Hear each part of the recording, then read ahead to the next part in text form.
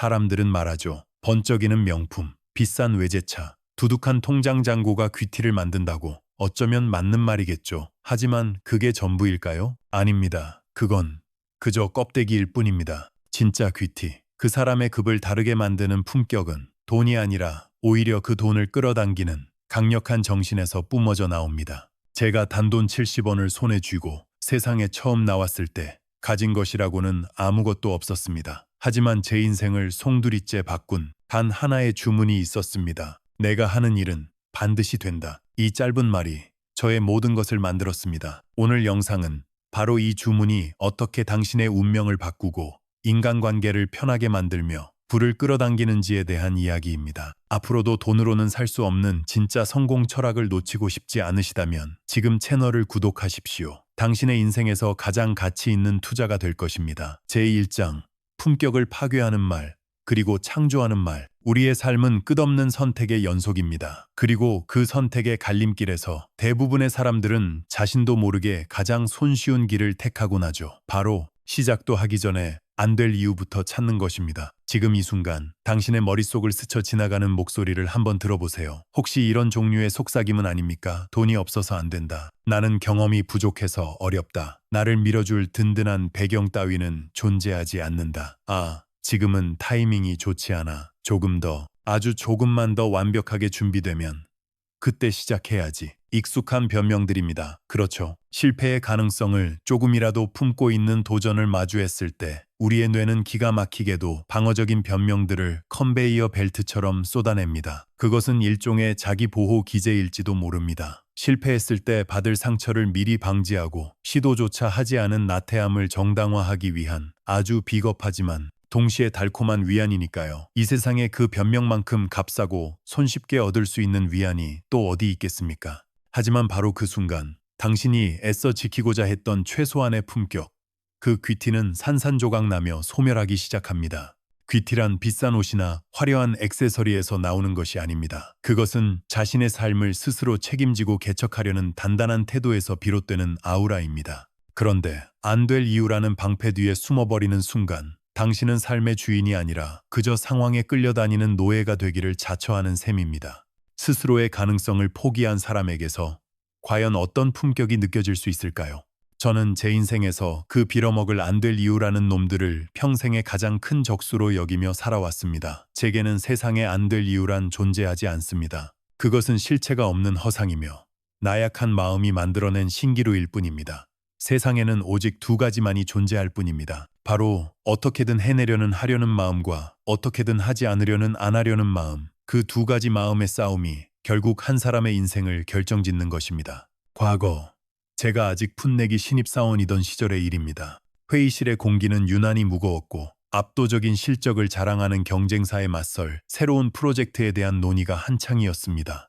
모두가 침묵하는 가운데 마침내 입을 연 사람은 입사 동기였던 김대리였습니다. 그는 잔뜩 주눅이 든 목소리로 말했죠. 부장님, 이건 좀 현실적으로 어렵습니다. 저희 인력으로는 불가능에 가깝습니다. 그 말을 듣는 순간 저는 보았습니다. 김대리의 어깨 위로 스멀스멀 피어오르는 검은 그림자를 말입니다. 그건 바로 패배라는 이름의 그림자였습니다. 그는 자신의 입으로 자신의 한계를 규정하고 스스로를 불가능이라는 감옥에 가두어버린 것입니다. 그의 말은 단순한 의견 제시가 아니었습니다. 그것은 시작도 하기 전에 스스로에게 내린 사형 선고나 다름없었습니다. 결국 그 프로젝트는 다른 팀으로 넘어갔고 몇 달 뒤 엄청난 성공을 거두었다는 소식이 들려왔습니다. 김대리는 여전히 같은 자리에서 비슷한 변명들을 늘어놓으며 자신의 값싼 위안을 찾고 있더군요. 그에게서는 더 이상 반짝이던 총기를 찾아볼 수 없었습니다. 그저 현실에 순응하는 법을 너무 일찍 배워버린 지친 직장인의 모습만이 남아있을 뿐이었습니다. 세월이 흘러 이제는 제가 회의를 주재하는 자리에 앉게 되었습니다. 제 앞에는 의욕 넘치는 젊은 직원들이 앉아 있었죠. 하지만 그들의 눈빛 속에서도 이따금씩 과거 김대리에게서 보았던 그 패배의 그림자가 어른거릴 때가 있습니다. 최근에도 비슷한 일이 있었습니다. 시장의 판도를 바꿀 수 있는 아주 혁신적인 아이템에 대한 브리핑이 끝난 후였습니다. 모두가 그 대담한 아이디어에 감탄하면서도 동시에 그 실현 가능성에 대해서는 의구심을 품고 있었죠. 그때 가장 똑똑하고 유능하다고 평가받던 박사원이 조심스럽게 입을 열었습니다. 대표님, 아이디어는 정말 훌륭합니다. 하지만 이걸 실제로 구현하기에는 기술적인 허들이 너무 많고 예산도 저희가 감당할 수 있는 수준을 넘어설 것 같습니다. 현실적으로 이건 안 됩니다. 순간 회의실의 공기가 차갑게 식었습니다. 다른 직원들의 얼굴에도 역시 그렇지 않은 동조의 빛이 스쳐 지나갔습니다. 바로 그때였습니다. 과거에 김 대리가 내뱉었던 그 말이 마치 유령처럼 회의실을 떠돌아다니는 것 같았습니다. 이건 안 됩니다. 이 얼마나 강력하고 모든 가능성을 단칼에 베어버리는 절망적인 말입니까? 저는 박사원을 가만히 바라보았습니다. 그의 눈빛은 흔들리고 있었습니다. 그는 자신의 똑똑한 머리로 수십 가지의 안 될 이유를 찾아냈고 그 논리적인 이유들을 방패 삼아 스스로를 보호하고 있었습니다. 실패에 대한 두려움, 그리고 그 실패에 따를 책임에 대한 공포가 그의 혀를 지배하고 있었던 겁니다. 저는 그를 다그치지 않았습니다. 대신 조용히 그리고 아주 단호하게 질문을 던졌습니다. 박사원, 좋습니다. 안 될 이유가 수십 가지라는 건 잘 알겠습니다. 당신의 분석은 아주 날카롭고 논리적이군요. 하지만 저는 지금 그 수십 가지의 변명을 듣고 싶은 게 아닙니다. 내가 당신에게 듣고 싶은 것은 단 한 가지입니다. 회의실의 모든 시선이 제게로 쏠렸습니다. 저는 박사원의 눈을 똑바로 쳐다보며 말을 이었습니다. 그럼에도 불구하고 이것을 되게 만들 수 있는 방법, 그 단 한 가지의 방법은 무엇입니까? 제 질문에 박사원은 순간 말문이 막힌 듯 보였습니다. 그의 뇌는 지금까지 안 되는 이유를 찾는 데에만 모든 에너지를 쏟아붓고 있었기 때문입니다. 하지만 제 질문은 그의 뇌 회로를 강제로 다른 방향으로 전환시켰습니다. 안 될 이유를 찾던 회로를 멈추고 될 수 있는 방법을 찾는 회로를 가동시키도록 만든 것이죠. 방법을 찾으라는 말씀이십니까? 그렇습니다. 안 된다는 말은 이제부터 우리 회의에서 금지어입니다. 그 말은 우리의 생각과 가능성을 좀먹는 독과 같습니다. 대신 우리는 이렇게 말해야 합니다. 어떻게 하면 이것을 가능하게 만들 수 있을까? 라고 말입니다. 자, 다시 물어보죠. 박사원, 어떻게 하면 우리가 이 위대한 도전을 성공시킬 수 있겠습니까? 당신의 그 뛰어난 머리로 이제는 해결책을 찾아내보세요. 그 순간 아주 놀라운 변화가 일어났습니다. 박사원의 눈빛을 덮고 있던 패배의 그림자가 서서히 걷히기 시작했습니다. 그의 머릿속에서 불가능이라는 거대한 벽이 허물어지고 그 너머에 숨겨져 있던 수많은 가능성의 길들이 보이기 시작한 것입니다. 그는 잠시 고민하더니 이전과는 완전히 다른 목소리로 입을 열었습니다. 만약 외부의 전문가 그룹과 협업하고 예산 구조를 단계별 투자 방식으로 변경한다면 어쩌면 가능할지도 모르겠습니다. 그 한마디가 신호탄이었습니다. 안 된다는 절망의 주문이 깨지자 회의실을 가득 채우고 있던 다른 직원들의 머릿속에서도 굳게 닫혀있던 창의력의 문이 하나둘씩 열리기 시작했습니다. 맞아요. 그리고 마케팅 방식을 초기에 바이럴에 집중한다면 초기 비용을 줄일 수 있습니다. 정부 지원 사업과 연계하는 방법도 찾아볼 수 있겠습니다. 회의실의 공기는 180도 바뀌었습니다. 패배감과 무기력함이 가득했던 공간은 순식간에 뜨거운 열정과 창의적인 에너지로 채워졌습니다. 그리고 그 중심에는 자신의 입에서 나온 말 하나로 거대한 변화를 이끌어낸 박사원이 있었습니다. 그는 더 이상 패배의 그림자에 짓눌린 직원이 아니었습니다. 그는 자신의 말로써 불가능에 도전하는 용기 있는 개척자가 되어 있었습니다. 바로 그 모습에서 저는 진짜 귀티를 보았습니다. 여러분, 당신이 가진 가장 강력한 자산은 은행 통장에 찍힌 숫자가 아닙니다. 당신이 졸업한 명문대학의 이름도 아니고 당신이 물려받은 그 어떤 것도 아닙니다. 당신이 가진 가장 강력하고 또 가장 무서운 자산은 바로 당신의 입에서 나오는 말입니다. 그 말 한마디가 당신의 뇌를 지배하고 당신의 행동을 결정하며 마침내 당신의 운명 그 자체를 조각해 나갑니다. 당신이 무심코 내뱉는 어렵다, 안 된다, 힘들다는 말들은 당신의 삶에 보이지 않는 족쇄를 채우고 당신의 가능성을 스스로 갉아먹는 독이 됩니다. 그 말들은 당신의 품격을 파괴하고 당신을 값싼 변명 뒤에 숨는 비겁한 사람으로 만듭니다. 하지만 반대로 당신이 의식적으로 선택하는 어떻게 하면 될까? 방법을 찾아보자. 나는 할 수 있다는 말들은 당신의 잠들어 있던 잠재력을 깨우는 강력한 주문이 됩니다. 그 말들은 당신의 삶의 길을 만들고 기회를 끌어당기며 마침내 당신을 그 누구도 함부로 대할 수 없는 품격 있는 존재, 즉 귀티 나는 사람으로 만들어줄 것입니다. 당신은 이미 그 놀라운 힘을 가진 말을 알고 있습니다. 다만 그 말을 진짜로 믿고 현실 속에서 용기 있게 실행에 옮기지 못했을 뿐입니다. 이제 선택해야 합니다. 계속해서 패배의 그림자를 드리우는 파괴의 말을 내뱉으며 살아갈 것인가? 아니면 오늘 이 순간부터 당신의 삶을 창조하는 위대한 말을 선택할 것인가? 제2장, 돈보다 귀한 자본, 책임감과 신용. 우리는 지난 장에서 당신의 입에서 나오는 말, 이 당신의 운명을 조각하는 가장 강력한 도구라는 사실에 대해 이야기했습니다. 안 된다는 절망의 언어를 버리고 어떻게 하면 될까라는 가능성의 언어를 선택하는 것만으로도 패배의 그림자를 걷어내고 삶의 주도권을 되찾을 수 있다는 것을 말입니다. 이제 한 걸음 더 나아가 보겠습니다. 당신의 그 소중한 말에 어떻게 하면 돈보다 더 큰 가치를 부여할 수 있을까요? 어떻게 하면 당신의 말 한마디가 사람과 기회를 끌어당기는 강력한 자석이 되게 할 수 있을까요? 그 비밀은 아주 평범해 보이지만 결코 가볍지 않은 단어, 바로 책임감과 신용에 있습니다. 사람들은 종종 저를 보고 운이 좋은 사람이라고 말합니다. 젊은 나이에 사업을 시작해서 이만큼 일궈냈으니 분명 남다른 행운이 따랐을 것이라고 지레짐작하곤 하죠. 하지만 여러분, 운이라는 것이 과연 무엇일까요?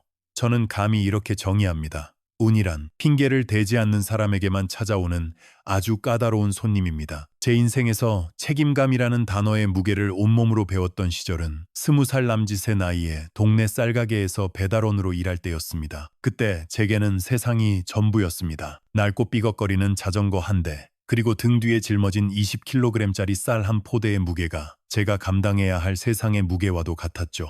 여름이면 등줄기를 타고 흐르는 땀이 눈으로 들어가 세상을 뿌옇게 만들었고, 겨울이면 살을 내는 칼바람에 손과 귀가 떨어져 나갈 듯 아팠습니다. 하지만 육체적인 고통보다 저를 더 힘들게 했던 것은 바로 시간이라는 보이지 않는 적과의 싸움이었습니다. 언덕길을 오르다 자전거 체인이 벗겨지기도 하고 갑자기 쏟아지는 소나기에 온몸이 흠뻑 젖어 발이 묶이기도 했습니다. 그럴 때마다 약속된 배달 시간은 야속하게 흘러가고 제 마음은 새까맣게 타들어갔죠. 대부분의 사람이라면 어떻게 했을까요? 아마 이렇게 생각했을 겁니다. 이건 내 잘못이 아니잖아. 갑자기 비가 온 걸 어떡하라고. 자전거가 고장 난 걸 나더러 어쩌란 말이야. 그리고는 늦게 도착해서 구차한 변명을 늘어놓았겠죠. 죄송합니다. 오다가 비가 너무 많이 와서요. 오르막길에서 자전거가 말썽을 부려서요. 하지만 저는 달랐습니다. 저는 그 순간 이건 내 책임이다라고 생각했습니다. 고객이 쌀을 주문한 것은 저라는 사람을 믿고 약속된 시간에 따뜻한 밥을 짓기 위함입니다. 비가 오든 자전거가 고장나든 그것은 온전히 배달을 책임지기로 한 나의 사정일 뿐 고객이 이해해줘야 할 의무는 없는 것입니다. 배달이 5분이라도 늦을 것 같으면 저는 자전거를 길가에 세워두고 가장 가까운 공중전화 박스로 달려갔습니다. 땀으로 축축한 주머니에서 꼬깃꼬깃한 동전을 꺼내 고객의 집에 전화를 걸었습니다. 그리고 이렇게 말했습니다. 사장님, XX 쌀가게입니다. 정말 죄송합니다. 제가 지금 가고 있는 길에 예상치 못한 문제가 생겨 약속드린 시간보다 10분 정도 늦을 것 같습니다. 늦는 만큼 더 힘껏 페달을 밟아 최대한 빨리 도착하겠습니다. 조금만 기다려 주시겠습니까? 놀랍게도 단 한 번도 화를 내는 고객은 없었습니다. 오히려 대부분은 이렇게 대답했습니다. 아이고 총각 괜찮아. 비 오는데 조심해서 와요. 급할 거 하나 없어. 여러분, 오늘날 당신의 인간관계가 왜 불편하고 삐걱거리는지 아십니까? 바로 당신의 말 속에 이 책임감이 빠져 있기 때문입니다. 우리는 너무나 쉽게 약속하고 너무나 쉽게 그 약속을 잊어버립니다. 언제 밥 한번 먹자는 영혼 없는 인사를 던지고 제가 한번 알아볼게요 라는 애매한 말로 책임을 회피합니다. 깜빡 잊었네 라는 말로 자신의 실수를 가볍게 만들고 그럴 의도는 아니었다는 변명으로 상대방의 상처를 외면합니다. 이런 말들이 쌓이고 쌓일 때 관계에는 불신이라는 미세한 균열이 생기기 시작합니다. 그리고 그 균열은 시간이 지날수록 점점 더 깊고 넓어져 결국에는 그 어떤 노력으로도 회복할 수 없는 거대한 틈을 만들어버리고 맙니다. 관계를 편안하고 단단하게 만드는 진짜 귀티는 화려한 미사여구나 값비싼 선물이 아닙니다. 그것은 바로 이것은 내 책임입니다. 제가 책임지겠습니다. 라고 말할 수 있는 그 굳건하고 믿음직스러운 태도에서 나오는 것입니다. 제가 쌀가게에서 배운 또 하나의 귀중한 자산은 바로 신용의 힘이었습니다. 배달이 늦을 것 같으면 미리 연락해서 양해를 구하는 것, 비에 젖은 쌀 포대는 말은 수건으로 깨끗하게 닦아서 전달하는 것, 거스름돈은 언제나 정확하게 맞춰서 건네는 것. 이처럼 아주 사소하고 당연해 보이는 작은 약속들을 지켜나가는 과정이 바로 신용이라는 보이지 않는 성을 쌓아 올리는 벽돌이었습니다. 처음에는 그저 쌀 한 포대, 또 한 포대를 배달하는 일에 불과했습니다. 하지만 시간이 지나자 그 작은 벽돌들이 모여 놀라운 일이 벌어지기 시작했습니다. 그 쌀가게 총각은 절대 시간 약속을 어기는 법이 없어 비가 오나 눈이 오나 언제나 웃는 얼굴로 정확하게 배달해주지. 이런 입소문이 동네에 퍼지기 시작했고 주문 전화는 점점 더 늘어났습니다. 쌀가게 사장님은 저를 단순한 배달원이 아니라 가게의 얼굴이자 가장 중요한 파트너로 대우해주기 시작했습니다. 신용. 그것이야말로 돈보다 훨씬 더 귀하고 강력한 자본입니다. 돈은 있다가도 없어질 수 있고 다시 벌 수도 있습니다. 하지만 한번 잃어버린 신용은 다시 회복하기가 거의 불가능에 가깝습니다. 신용은 모든 것을 끌어당기는 거대한 자석과도 같습니다. 당신에게 단단한 신용이 있다면 당신은 굳이 애쓰지 않아도 됩니다. 돈과 사람, 그리고 귀한 기회들이 마치 자석에 이끌린 쇳가루처럼 당신의 주변으로 저절로 몰려들게 될 것입니다. 진정으로 귀티나는 사람은 관계 속에서 절대로 문제를 먼저 말하지 않습니다. 그들은 언제나 해결책을 말합니다. 예를 들어볼까요? 대부분의 사람들은 문제가 생기면 이렇게 말합니다. 팀장님, 큰일 났습니다. 거래처에서 납품을 못하겠다고 합니다. 이 말은 문제 자체를 상대방에게 떠넘기는 아주 무책임한 말입니다. 이 말을 듣는 순간 팀장의 머릿속은 복잡해지고 당신이라는 존재는 그저 또 하나의 문제 덩어리로 인식될 뿐입니다. 하지만 귀티나는 사람은 다릅니다. 그는 이렇게 말합니다. 팀장님, A 거래처에 문제가 생겨 납품이 어렵게 되었습니다. 그래서 제가 즉시 B 거래처와 C 거래처에 연락을 취해봤는데 C 거래처에서는 일주일 내로 납품이 가능하다고 합니다. 비용은 기존보다 5% 정도 상승하지만 우리가 감당할 수 있는 수준입니다. 어떻게 진행할까요? 차이가 느껴지십니까? 전자는 문제를 던지는 사람이고 후자는 해결책을 가지고 오는 사람입니다. 당신이 리더라면 누구와 함께 일하고 싶으시겠습니까? 누구에게 더 중요한 프로젝트를 맡기고 더 많은 기회를 주고 싶으시겠습니까? 답은 명백합니다. 해결책을 말하는 사람에게는 돈과 사람, 그리고 중요한 일들이 폭포수처럼 몰려들게 되어 있습니다. 인간관계를 편안하고 풍요롭게 만드는 가장 확실한 지름길은 역설적이게도 책임감이라는 세상에서 가장 무겁고 비싼 단어를 당신의 입에 기꺼이 담는 것입니다. 당신의 말에 책임감이 실리는 순간 당신의 존재감은 이전과는 비교할 수 없을 만큼 무거워집니다. 당신의 약속에 신용이 더해지는 순간 당신의 가치는 시장에 나와 있는 그 어떤 상품보다도 높아집니다. 이제 스스로에게 질문을 던져보십시오. 당신의 말값은 얼마입니까? 든 것은 당신의 혀끝에 달려 있습니다. 제3장, 두려움을 파괴하는 궁극의 무기. 이봐, 해봤어? 우리는 지난 시간들을 통해 당신의 말이 운명을 바꾸는 힘을 가졌다는 것, 그리고 그 말에 책임감과 신용이라는 무게를 더했을 때 돈보다 더 강력한 자본이 된다는 사실을 확인했습니다. 당신은 이제 가능성을 말하는 법을 배웠고 당신의 말에 책임을 지는 태도를 갖추었습니다. 하지만 그런데도 왜 당신의 발걸음은 여전히 제자리에 멈춰서 있는 듯한 느낌이 드는 걸까요? 왜 당신은 여전히 결정적인 순간에 머뭇거리게 되는 걸까요?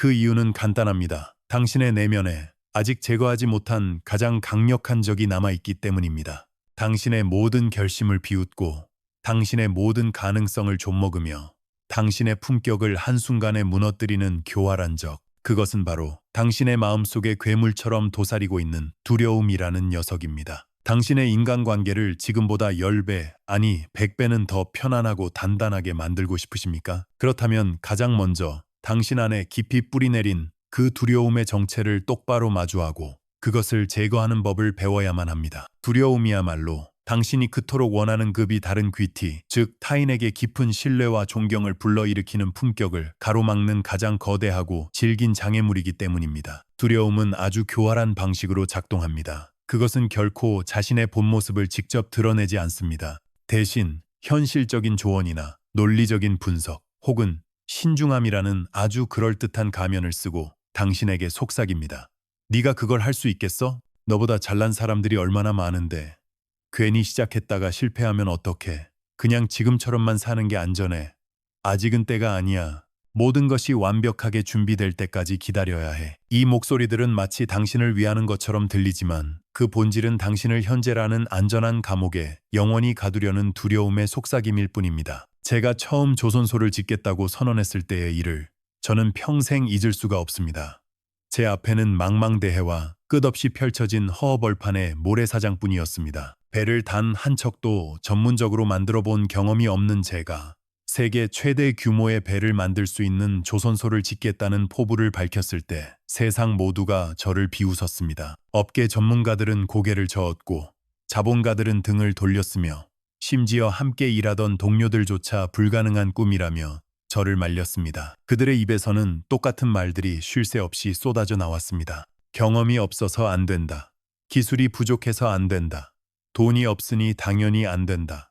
그 수많은 안 된다는 목소리들이 마치 날카로운 화살처럼 날아와 제 심장에 밝히는 듯 했습니다. 만약 제가 보통 사람들과 같은 마음을 가졌다면 저는 그 자리에서 즉시 무너져 내렸을 겁니다. 그들의 논리적인 반박과 현실적인 조언 앞에 제 꿈은 한낱 물거품처럼 사라져 버렸을 테죠. 하지만 저는 그 순간 아주 중요한 사실을 깨달았습니다. 저를 향해 쏟아지는 그 모든 안 된다는 말들이 사실은 그들 자신의 두려움이 다른 이름으로 표현된 것일 뿐이라는 것을 말입니다. 그들이 말하는 안 된다는 객관적인 사실이 아니었습니다. 그것은 단지 내가 한 번도 해보지 않은 일이라는 뜻이었고 내가 상상할 수 없는 영역이라는 고백이었으며 만약 실패했을 경우의 상황이 너무나 두렵다는 자기 방어적인 외침에 불과했던 것입니다. 그들의 눈에는 그저 바람 부는 모래사장일 뿐이었죠. 하지만 제 눈에는 달랐습니다. 저는 그 모래사장 위로 거대한 골리앗 크레인이 움직이는 모습을 보았습니다. 수만 명의 기술자들이 땀 흘리며 거대한 선박을 조립하는 소리를 들었습니다. 완성된 배가 위용을 뽐내며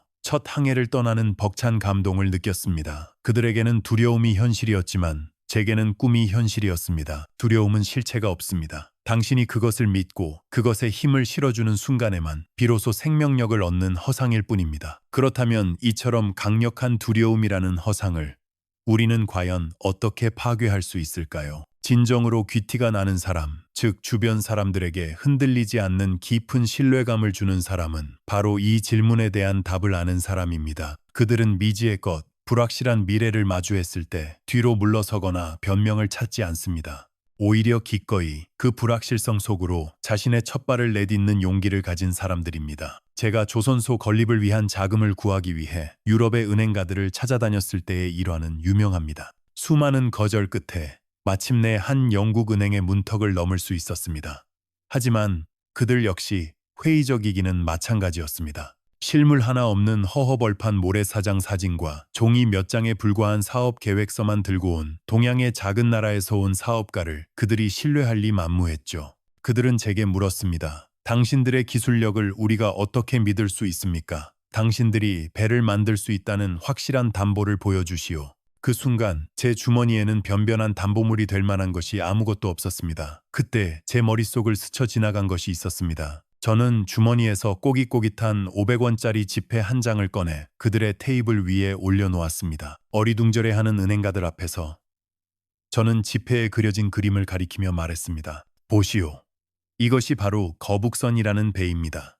당신들의 나라가 해상무역으로 세계를 제패하기 시작했던 16세기보다 훨씬 이전에 우리 조상들은 이미 이런 철갑선을 만들어 외적의 수백 척 함대를 물리쳤습니다. 비록 지금은 전쟁으로 모든 것이 파괴되고 가난에 시달리고 있지만 우리에게는 이처럼 위대한 잠재력과 기술적 DNA가 잠들어 있습니다. 이 500원짜리 지폐가 우리가 반드시 배를 만들어낼 것이라는 약속의 담보입니다. 그것은 배짱이 아니었습니다. 그것은 불확실성을 마주하는 저만의 태도였습니다. 과거의 역사라는 보이지 않는 자산을 끌어와 미래의 가능성을 증명해 보인 것입니다. 두려움에 주눅들어 변명을 찾는 대신 제가 가진 가장 강력한 이야기를 통해 정면으로 돌파한 것입니다. 결국 그들은 저의 신념과 용기에 마음이 움직였고 기적과도 같은 차관을 얻어낼 수 있었습니다. 제 인생을 관통하는 이 모든 도전과 성공의 철학은 사실 아주 짧고 간단한 한마디 질문으로 요약될 수 있습니다. 어쩌면 당신도 이미 들어봤을 저의 모든 것을 설명해주는 그 한마디 말입니다. 이봐, 해봤어? 이 짧은 질문이야말로 제 인생의 전부이자 제 철학의 핵심입니다. 이것은 세상의 모든 두려움과 변명을 단번에 파괴해버리는 가장 강력한 무기입니다. 해보지도 않고 안 될 이유부터 찾는 사람들의 나약함을 질책하는 날카로운 죽비와도 같습니다. 당신의 머릿속에서 이건 어려울 거야 라는 두려움의 목소리가 들려올 때 스스로에게 이 질문을 던져보십시오. 그래서 내가 이걸 한 번이라도 제대로 시도해 본 적이 있었나? 라고 말입니다. 머릿속으로 100가지, 1000가지의 실패 이유를 시뮬레이션하며 시간을 낭비할 시간에 단 1분이라도, 아니 단 1초라도 직접 몸을 움직여 보라는 뜻입니다. 당신이 진정으로 원하는 것이 있다면 그것이 무엇이든 일단 해보십시오. 실패가 두렵습니까? 괜찮습니다. 실패는 부끄러운 것이 아니라 당신이 적어도 시도는 해봤다는 가장 영광스러운 증거입니다. 사람들의 비웃음이 걱정됩니까? 신경 쓰지 마십시오. 행동하지 않는 자들의 비웃음만큼 공허하고 값싼 것은 세상에 없습니다. 당신의 진정한 귀티는 당신이 가진 명품 가방이나 비싼 시계에서 나오는 것이 아닙니다. 그것은 바로 당신이 불확실성을 마주하고도 결코 물러서지 않는 그 단단한 모습에서 나옵니다. 두려움 앞에서 당당하게 이봐, 해봤어? 라고 스스로에게 물으며 기꺼이 첫 발을 내딛는 그 용기 있는 태도에서 사람들은 당신을 신뢰하고 존경하게 될 것입니다. 이제 당신의 차례입니다. 당신의 삶을 가로막고 있는 그 두려움의 벽을 향해 이 강력한 질문을 던져보십시오. 그리고 지금 당장 행동하십시오. 제4장 품격 있는 자의 언어, 단순함과 고난. 우리는 이제 당신의 삶을 바꾸는 언어의 비밀에 거의 다가왔습니다. 당신은 패배의 언어를 버리고 가능성의 언어를 선택했습니다. 당신의 말에 책임감과 신용이라는 무게를 싣는 법을 배웠습니다. 그리고 당신의 앞을 가로막는 두려움의 실체를 깨닫고 이봐, 해봤어? 라는 강력한 무기로 그것을 파괴하는 용기를 얻었습니다. 하지만 이 모든 것을 갖추었음에도 불구하고 당신의 말이 여전히 공허하게 흩어지고 있다는 느낌이 든다면, 당신의 영향력이 원하는 만큼 사람들에게 닿지 않는다고 느낀다면 그것은 아마도 당신의 언어가 아직 마지막 2가지 요소를 갖추지 못했기 때문일 겁니다. 그것은 바로 모든 것을 꿰뚫어보는 단순함의 힘과 당신의 모든 말에 진짜 무게를 실어주는 고난의 깊이입니다. 제가 수많은 사람들을 만나고 또 수많은 비즈니스를 경험하면서 발견한 아주 흥미로운 사실이 하나 있습니다. 그것은 바로 어설프게 아는 사람일수록 말이 복잡하고 길다는 것입니다. 그들은 회의실에서 혹은 프레젠테이션 자리에서 일부러 어려운 전문 용어를 섞어 쓰고 현학적인 표현을 동원하며 자신의 지식을 과시하기 위해 안간힘을 씁니다. 시너지 효과, 가치 사슬의 재편, 패러다임의 전환. 이런 말들을 늘어놓아야만 자신이 더 똑똑해 보이고 더 유능해 보인다고 착각하는 것이죠. 하지만 그것은 착각을 넘어 스스로의 불안감을 감추기 위한 방어적인 행동에 불과합니다. 자신의 일에 대한 확신이 없고 그 본질을 명확하게 꿰뚫어보지 못하고 있기 때문에 복잡한 말이라는 안개 뒤에 숨어버리는 것입니다. 그 안개는 듣는 사람을 혼란스럽게 만들고 핵심을 흐리며 결국 그 어떤 신뢰도 주지 못합니다. 반면에 제가 만나본 진짜 부자들, 그리고 자신이 하는 일에서 최고의 경지에 오른 사람들의 언어는 놀라울 정도로 단순했습니다. 그들의 언어에는 군더더기가 없습니다. 미사여구가 없습니다. 애매모호한 표현도 없습니다. 그들은 마치 잘 벼려진 칼처럼 단 몇 마디의 말로 문제의 핵심을 정확하게 꿰뚫어 버립니다. 왜일까요? 답은 간단합니다. 그들은 자신의 일에 완벽한 확신을 가지고 있기 때문입니다. 수많은 경험과 실패를 통해 일의 본질이 무엇인지, 무엇이 중요하고 무엇이 중요하지 않은지를 이미 완벽하게 파악하고 있는 것입니다. 그렇기 때문에 그들에게는 더 이상 복잡한 설명이 필요 없습니다. 단순함, 그것이야말로 가장 압도적인 자신감의 표현이자 모든 것을 통제하고 있다는 강력한 증거입니다. 과거 회사의 명운이 걸린 중요한 프로젝트를 앞두고 임원회의가 열렸을 때의 일입니다. 몇 시간 동안 각 부서의 책임자들은 수십 장에 달하는 보고서를 바탕으로 현란한 그래프와 데이터를 보여주며 장황한 설명을 늘어놓았습니다. 시장 분석, 경쟁사 동향, 리스크 관리 방안. 그들의 말은 너무나 논리적이고 전문적이어서 듣는 사람을 오히려 지치고 혼란스럽게 만들었습니다. 회의실의 공기는 점점 무거워졌고 우리는 과연 이 프로젝트를 성공시킬 수 있을지에 대한 의심이라는 안개 속에 갇혀버렸습니다. 그때 저는 자리에서 일어나 아무 말 없이 회의실 앞에 화이트보드로 걸어 나갔습니다. 그리고는 매직펜을 들어 단 한 줄의 문장을 적었습니다. 언제까지? 어떻게? 해낸다. 그리고 돌아서서 안개 속에 갇힌 그들을 바라보며 말했습니다. 지금 우리에게 필요한 것은 수백 페이지짜리 보고서가 아닙니다. 바로 이 세 마디입니다. 이 프로젝트를 정확히 언제까지, 구체적으로 어떤 방법을 동원해서, 그리고 무슨 일이 있어도 반드시 해낸다는 강력한 의지. 이 세 가지만 명확하다면 우리는 이길 수 있습니다. 자, 이제부터는 이 세 가지에 대해서만 이야기합시다. 그 순간 회의실을 가득 채우고 있던 의심의 안개가 거짓말처럼 걷혔습니다.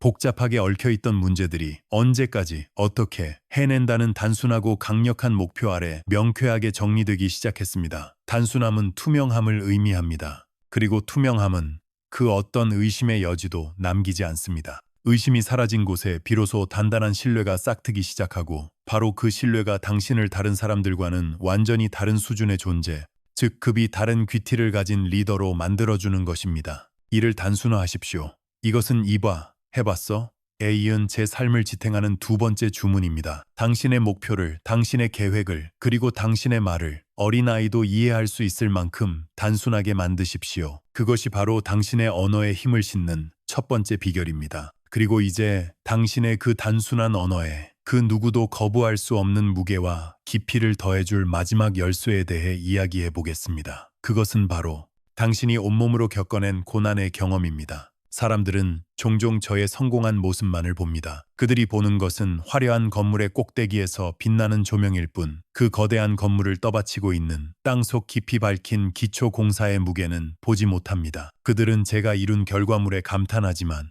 그 결과물을 만들어내기까지 제가 흘려야 했던 땀과 눈물의 양은 상상조차 하지 못합니다. 젊은 시절 저는 세상의 밑바닥이라고 불리는 거의 모든 일을 경험했습니다. 찌는 듯한 여름날, 아스팔트가 녹아내리는 건설 현장에서 벽돌을 날랐고, 살을 내는 겨울밤, 꽁꽁 얼어붙은 수산시장에서 생선을 옮겼습니다. 잠이 부족해 휘청거리면서도 쌀포대를 짊어지고 수백 개의 계단을 오르내렸고, 억울한 오해를 받으며 차가운 길바닥에 내팽개쳐지기도 했습니다. 배고픔과 서름에 잠 못 이루던 밤들이 제 젊은 날의 대부분을 채우고 있었습니다. 고난. 그것은 당신이 겪은 모든 일들의 진짜 가치를 매기는 세상에서 가장 정직하고 냉정한 저울입니다. 당신이 쉽게 얻은 것들은 그만큼 가볍습니다. 당신이 쉽게 내뱉는 말들은 바람처럼 쉽게 흩어집니다. 하지만 당신이 고통 속에서 얻어낸 깨달음은 순금처럼 무겁고 영원히 변치 않습니다. 당신이 눈물을 삼키며 배운 진실은 그 어떤 화려한 웅변보다도 사람의 마음을 깊이 울리는 힘을 가집니다. 진정으로 귀티나는 사람은 자신이 겪었던 고난을 절대로 자랑처럼 떠벌리고 다니지 않습니다. 내가 왕년에는 말이야 로 시작하는 무용담을 늘어놓으며 동정을 구하거나 인정을 갈구하지 않습니다. 그것은 고난의 무게를 스스로 가볍게 만드는 가장 품격 없는 행동입니다. 그들은 그저 고난을 통해 얻어낸 깊은 통찰과 그 어떤 시련에도 흔들리지 않는 단단함만을 자신의 존재 자체로 조용히 드러낼 뿐입니다. 그들의 얼굴에 깊게 팬 주름 하나하나가 그들이 견뎌온 세월의 무게를 증명하고, 그들의 짧은 침묵 속에서 우리는 그들이 겪어낸 수많은 이야기의 깊이를 느끼게 됩니다. 당신의 말이 당신이 겪어낸 고난의 경험으로 인해 진짜 깊이와 무게를 가질 때 비로소 사람들은 당신의 말에 진심으로 경청하게 됩니다. 당신이 괜찮다고 말할 때 그들은 온갖 풍파를 겪고도 다시 일어선 사람의 진심, 어린 위로를 느낄 것입니다. 당신이 할 수 있다고 말할 때 그들은 불가능의 벽 앞에서 수없이 좌절했지만 마침내 그것을 넘어선 사람의 강력한 신념을 보게 될 것입니다. 고난을 겪어본 자만이 가질 수 있는 단단한 침묵과 그 침묵을 깨고 나오는 강력한 한마디, 그 어떤 현란한 말로도 흉내낼 수 없는 진정성의 무게, 그것이 바로 아무나 가질 수 없는 급이 다른 귀티의 완성입니다. 이제 모든 이야기가 끝났습니다. 당신의 품격을 파괴하는 안 될 이유라는 변명을 버리십시오. 당신의 말에 책임감과 신용을 더하십시오. 두려움 앞에서 이봐, 해봤어 라고 외치며 행동하십시오. 그리고 당신의 모든 언어를 단순함으로 다듬고 당신이 겪어온 고난으로 그 무게를 더하십시오. 이것이 바로 당신의 인간관계를 편안하게 만들고 당신의 삶을 원하는 방향으로 이끌어갈 귀티나는 사람의 말에 대한 모든 것입니다. 제5장 최후의 증명 무대. 가족과 다음 세대. 우리가 평생에 걸쳐 쌓아 올린 모든 것들이 마침내 단 하나의 질문으로 귀결되는 순간이 찾아옵니다. 당신의 그 모든 성취와 명예, 그리고 당신이 지켜왔다고 믿는 그 품격이 과연 진짜였는가를 증명해야 하는 마지막 무대. 그곳은 바로 당신의 가장 가까운 사람들이 지켜보는 곳, 당신의 가족과 당신의 뒤를 이을 다음 세대 앞입니다. 나이가 들면 많은 사람들이 어쩔 수 없이 듣게 되는 말이 있습니다. 어쩌면 이 세상에서 가장 듣기 싫고 한평생 쌓아온 당신의 귀티를 한순간에 하찮은 흙먼지처럼 날려버리는 최악의 단어, 바로 꼰대라는 말입니다. 당신은 혹시 왜 그토록 많은 사람들이 나이가 들면서 꼰대가 되어버리는지 생각해 본 적이 있습니까? 단순히 나이를 많이 먹었기 때문일까요? 아닙니다. 그것은 나이의 문제가 아니라 태도의 문제입니다. 그리고 그 태도의 뿌리에는 우리가 이전 장에서 그토록 경계했던 두 가지의 적, 새로운 것에 대한 두려움과 미래에 대한 책임 회피가 교활하게 자리 잡고 있습니다. 꼰대가 되는 사람들의 가장 큰 특징은 더 이상 배우려 하지 않는다는 것입니다. 그들은 자신의 과거 경험을 세상의 유일한 정답인 것처럼 여기고 그 경험의 성 안에 스스로를 안전하게 가두어 버립니다. 그리고 그 성벽 위에서 끊임없이 변화하는 세상과 새롭게 등장하는 젊은 세대를 향해 비난의 화살을 쏘아댑니다. 나 때는 말이야. 라는 말로 시작되는 그들의 모든 이야기는 사실 나는 더 이상 당신들의 세상을 이해하고 싶지도 배울 생각도 없소. 라는 나약한 항복 선언에 불과합니다. 그것은 또한 미래에 대한 책임을 회피하는 가장 비겁한 방식이기도 합니다. 다음 세대가 마주할 문제들을 함께 고민하고 해결책을 찾아주는 대신 그저 과거의 영광만을 자랑하며 현재의 문제로부터 도망치는 것입니다. 자신의 경험이 더 이상 통하지 않는다는 사실을 인정하는 것이 두렵기 때문에 아예 소통의 문을 닫아버리는 것이죠. 바로 그 순간 당신이 평생을 바쳐 쌓아 올린 품격, 그 귀티는 존경의 대상이 아닌 조롱의 대상으로 전락하고 맙니다. 경험은 물론 소중합니다. 하지만 그 경험에 갇히는 순간 당신은 살아있으나 이미 죽은 목숨이나 다름없습니다. 진정한 귀티는 세월의 흐름에 따라 낡아 없어지는 것이 아니라 오히려 세월이 흐를수록 더욱 깊고 은은한 빛을 발해야 합니다. 어떻게 그것이 가능할까요? 방법은 의외로 간단합니다. 나이가 들수록 당신의 입을 닫고 젊은 세대의 말에 진지하게 귀를 기울이는 것입니다. 그들의 생각, 그들의 언어, 그들의 문화를 이해하려고 노력하는 것입니다. 당신의 머릿속에서 틀렸다는 비판의 목소리가 튀어나오려고 할 때 의식적으로 그 목소리를 잠재우고 대신 이렇게 질문하는 것입니다. 자네 생각은 어떤가? 당신의 풍부한 경험을 바탕으로 그들의 미숙한 아이디어를 묵살하는 대신 그 아이디어의 가능성을 먼저 발견하고 이렇게 말해주는 것입니다. 아주 좋은 시각이군. 우리가 미처 생각하지 못했던 부분이야. 좋습니다. 한번 해봅시다. 당신의 입에서 과거에 대한 자랑이나 현재에 대한 비난 대신 미래를 향한 질문과 가능성을 향한 격려가 흘러나오기 시작할 때 당신의 귀티는 비로소 세대라는 벽을 뛰어넘어 영원한 빛을 발하게 될 것입니다. 젊은 세대는 당신을 꼰대가 아닌 지혜로운 멘토로 여기며 진심으로 존경하고 따르게 될 것입니다. 그리고 마침내 우리의 인생이라는 기나긴 여정의 종착역에서 우리가 진정으로 증명해야 할 마지막 무대가 우리를 기다리고 있습니다. 바로 가족입니다. 저는 언제나 이렇게 생각해 왔습니다. 가족이란 내 인생의 가장 가깝고 소중한 존재인 동시에 가장 엄격하고 냉정한 사업 파트너라고 말입니다. 당신이 밖에서 아무리 대단한 성공을 거두고 수많은 사람들로부터 박수갈채를 받는다 한들 정작 당신의 가장 가까운 가족으로부터 신뢰와 존경을 얻지 못한다면 그 모든 것은 결국 가짜에 불과합니다. 껍데기뿐인 성공이며 위선으로 가득 찬 품격일 뿐입니다. 사회적인 가면 뒤에 숨겨진 당신의 진짜 민낯을 가족들은 너무나 정확하게 꿰뚫어 보고 있기 때문입니다. 그렇다면 우리는 가족에게, 특히 우리의 자녀들에게 무엇을 물려주어야 할까요? 제가 평생을 바쳐 이룩한 부와 명예, 제가 소유한 아파트와 빌딩, 아닙니다. 저는 단 한 번도 그것이 제가 물려주어야 할 진정한 유산이라고 생각해 본 적이 없습니다. 자녀에게 아무런 노력 없이 부를 물려주는 것은